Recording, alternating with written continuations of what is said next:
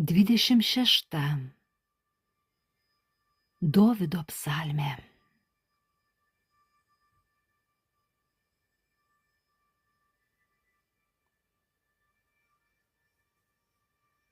Paskelbk, kad aš nekaltas, Viešpatie, juk aš dorai elgiuosi ir Viešpačiui nedvejodamas pasitikiu. Tirk mane, Viešpatie, ir bandyk. Išbandyk mano norus ir mintis. Juk tavo ištikimoji meilė man akise.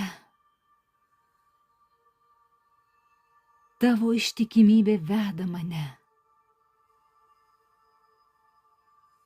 Su nedorai žmonėmis nesusidedu, su veidmainiais nesimaišau, piktadarių sambario nekenčiu, nedorų žmonių vengiu. Plaunuosi rankas nekaltumo ženklan ir einu aplink tavo aukurą, Viešpatie. Balsu skelbdamas padėką ir apsakydamas visus tavo nuostabius darbus. Viešpatie, aš myliu namus, kuriuose gyveni, tavo šlovės buveinę.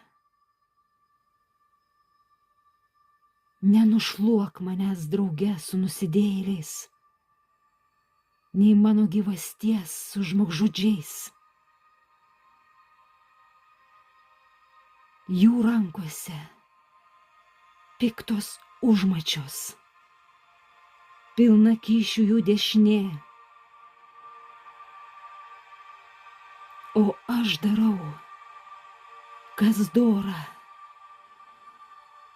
Aplink mane ir pasigailėk manęs.